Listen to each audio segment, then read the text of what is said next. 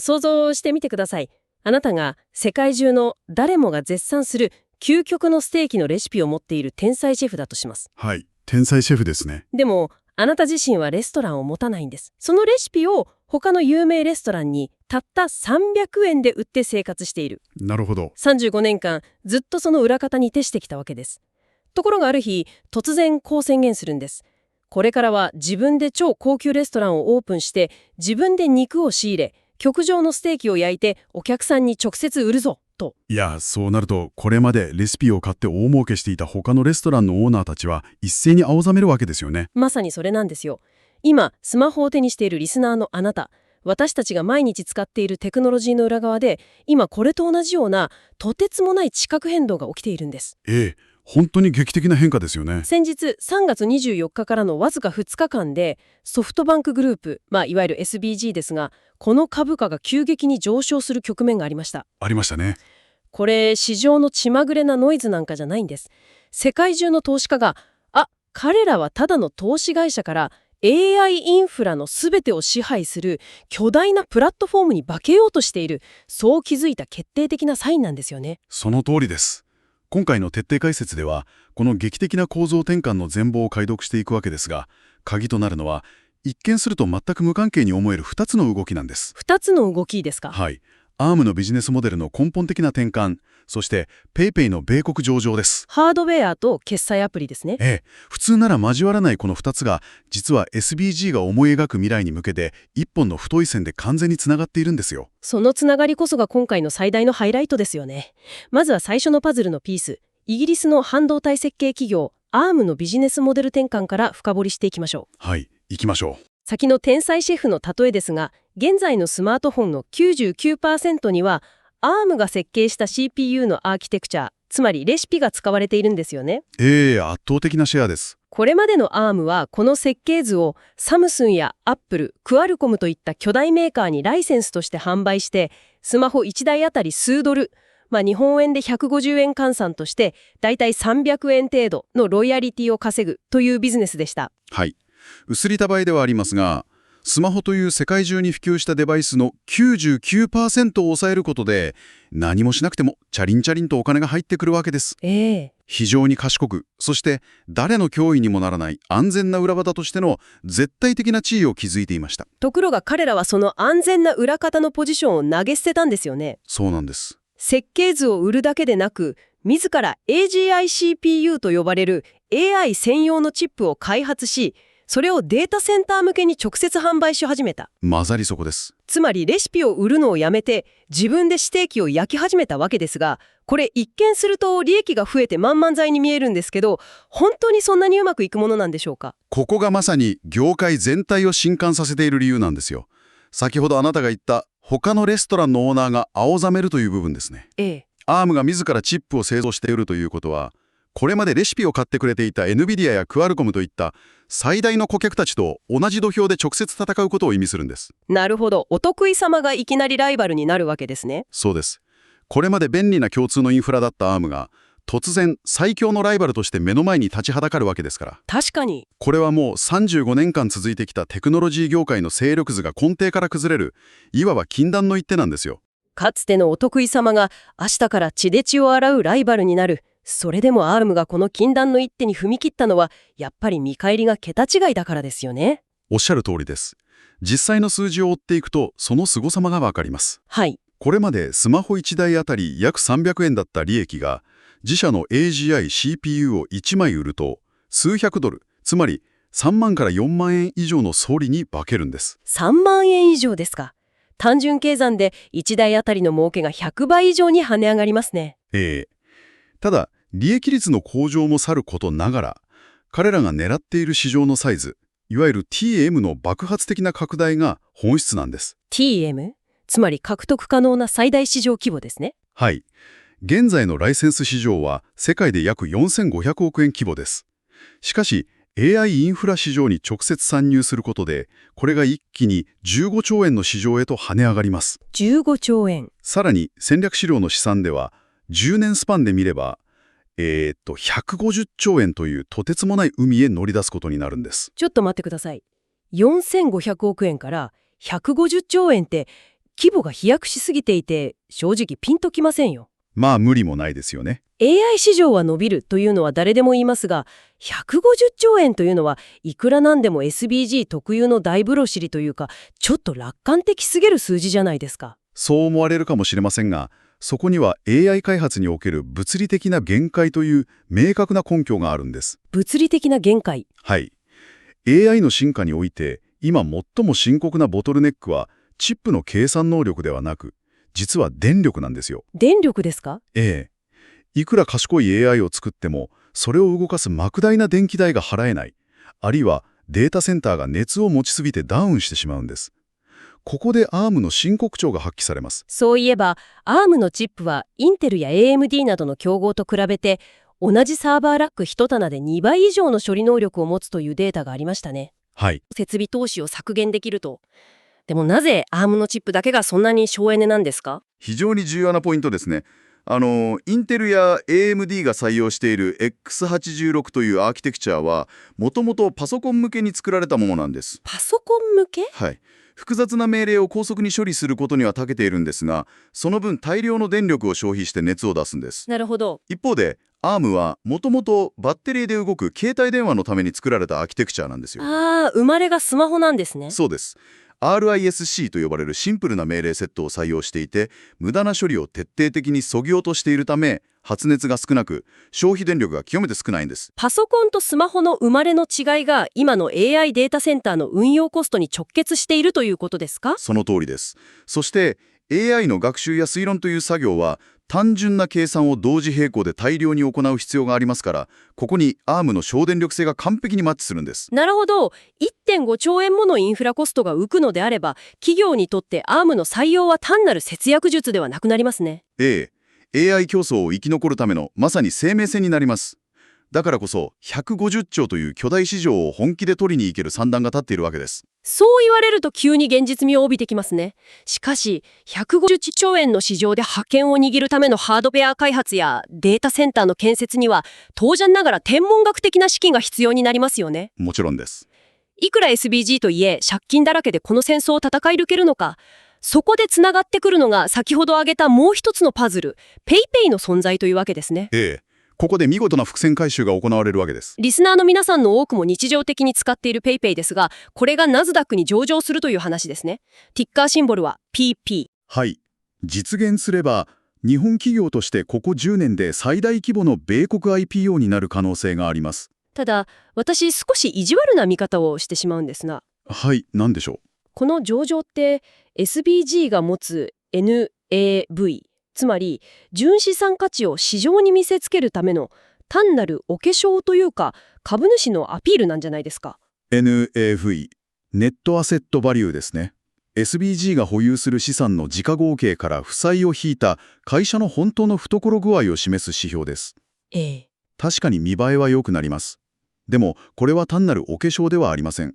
未公開株だった PayPay が上場し、市場で流動性を持つということは、SBG にとっていつでも引き出せる巨大な ATM が手に入ることを意味するんです。つまり、帳簿上の見栄えではなく、次に仕掛ける巨大な AI 戦略のための実弾、生きたキャッシュを手にするための動きだと。そうです。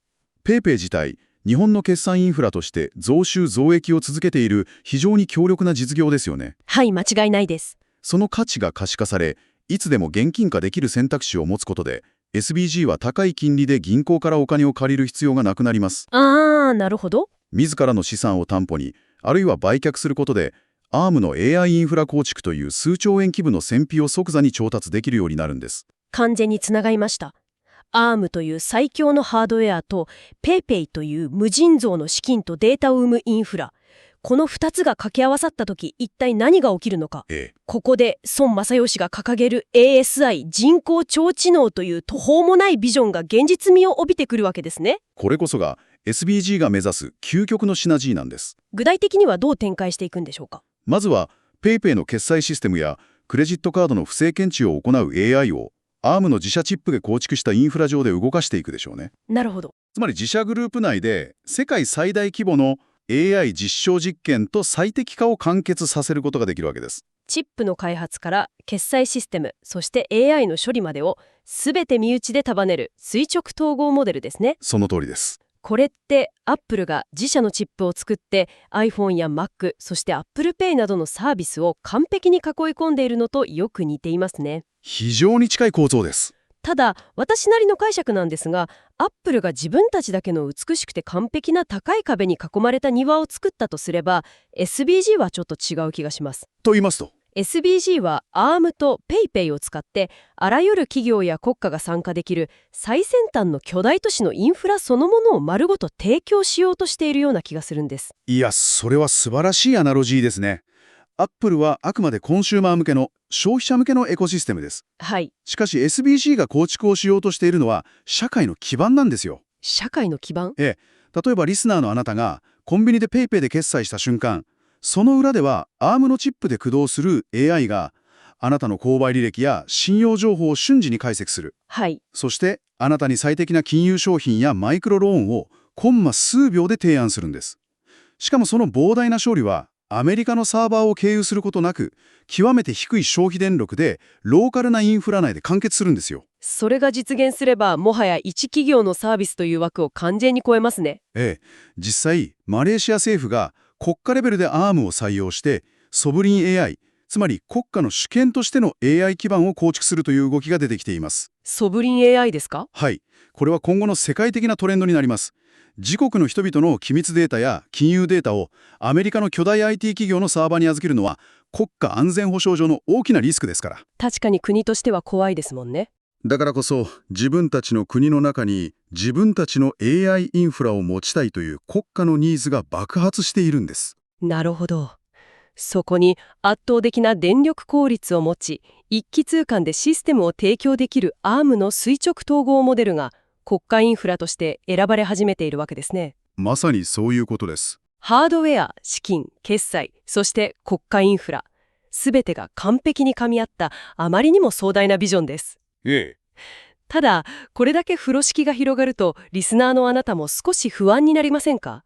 規模が大きくなればなるほど、足元をすくわれた時のダメージも計り知れないですよね。はい。すべてが順調にいくというバラ色のシナリオだけを信じるのは危険な気がします。おっしゃる通りです。投資やビジネスにおいては批判的思考は常に必要ですからね。楽観シナリオとしては、今お話ししたような国家インフラ化が進んで、今後5年から10年で SBG の純資産価値が劇的に跳ね上がるでしょう。しかし、当然ながら深刻な影のリスクも存在します。最も気になるのは、やはり先ほどの顧客との競合リスクです。ARM が自らステーキを焼き始めたことで、これまで ARM のレシピを買って大儲けしていた NVIDIA やクオルコムが黙って見ているわけがないですよね。はい。そこが最大の懸念点です。彼らは AI 業界の巨人であり、膨大な資金力を持っていますからね。ARM が直接競合になるなら、ARM の設計図を使うのをやめて、独自のオープンな企画、例えばリスク V などに乗り換えようという動きが本格化する可能性があります。なるほど。これまで味方だった最強の顧客たちが一斉に牙を向くわけです。これは ARM にとって致命的なダメージになりかねません。かつての仲間が最強の敵として包囲網を教えてくる。映画なら一番ハラハラする展開ですが、現実のビジネスとしては恐ろしすぎますよ。そうですね。さらに地政学的なリスクもありますよね。ARM チャイナという中国の子会社をめぐる複雑な問題があって、アメリカと中国の覇権争いの流れ弾を直接受けるポジションにいる。それも非常に頭の痛い問題です。それに加えて無視できないのが SBG 自身の財務リスクなんですよ。借金の問題ですね。はい。PayPay の上場による資金調達の選択肢が増えるとはいえ、SBG 本体は依然として巨額の有利子負債を抱えています。世界的に金利が高止まり、あるいは上昇する環境下では、この借り入れコストが重くのしかかるんです。ASI というビジョンを実現する前に、資金繰りの悪化という現実的な壁にぶつかるリスクは常につきまとえます。チップ業界での全方位との戦争、米中対立という地政学リスク、そして巨額の負債、まさに細い糸の上を歩くような綱渡りですね。孫氏は現在の状況を ASI 前夜と呼んでいますが、夜明け前は最も暗く、そして最も危険な時間帯でもあります。はい。だからこそ私たちは単なる壮大なストーリーに熱狂するのではなく、TAM の実現的な成長率やデータセンターの電力削減効果、そして NAV の変動といった数字とファクトを冷静に追いかける必要があるんです。いやー、非常にスリリングな分析でした。さて、あっという間に時間が来てしまいました。今日の議論の重要ポイントを整理しましょう。はい。まず、ARM は単に設計図を売る裏方から AI インフラの心臓部となるチップを直接提供するメインプレイヤーへとビジネスモデルの劇的な大転換を図りました。そして PayPay の米国上場によって SBG の隠れた資産価値が可視化され、この数兆円規模の AI インフラ戦争を戦い抜くための実弾を手にする準備が整いつつあります。そうですね。この2つが交差することで、チップから決済、AI 処理までを統合した巨大なプラットフォームが誕生しようとしていますが、そこには NVIDIA との衝突や地政学リスクといった巨大な影も落ちていると。完璧なまとめです。これをお聞きのあなたにとって、なぜ今日この話をしたのか。それは私たちが普段何気なく使っているスマホの裏側やコンビニで開く決済アプリの背後で、世界のテクノロジーの主導権を握るための巨大なチェスゲームが進行しているからです。単なる株価のニュースや新しいアプリの機能といった表面的な出来事の背後にある、こうした企業の実力行使やインフラの奪い合いの構造を理解しておくことで、明日目にするニュースの解像度が全く変わってくるはずです。本当にそう思いますね。最後に、今日の議論を踏まえて、リスナーのあなたに一つだけ思考の種を投げかけてお別れしたいと思います。はい。今日、マレーシアなどの国家が ARM の技術を使って自国のデータを守るソブリン AI を構築しようとしているという話をしましたよね。しましたね。国家や SBG のような巨大企業がチップの製造から AI システム、決済のインフラまでを垂直統合で囲い込む時代が本格的に到来しようとしています。だとすれば、インターネットの黎明期に私たちが夢見た国境や企業に関係なく誰もが平等にアクセスできるオープンな技術基盤という概念はもう過去のものになってしまうんでしょうか。非常に重い問いですよね。世界の知能やデータは国境や巨大な企業の壁によって徐々に分断され、それぞれが独自の巨大都市に閉じこもっていくのか。この未来が私たちに何をもたらすのか、ぜひあなた自身の頭でも考えてみてください。これからもあなたの好奇心を満たし、複雑な世界を紐解く徹底解説をお届けしていきます。それではまた次回。投資解説は情報提供を目的としており、投資助言ではありません。投資の最終判断は必ずご自身の責任で行ってください。もしこの動画が面白かった、ためになったと思ったらぜひチャンネル登録、高評価もお願いします。今日もありがとうございました。気になる銘柄があればぜひコメントで教えてください。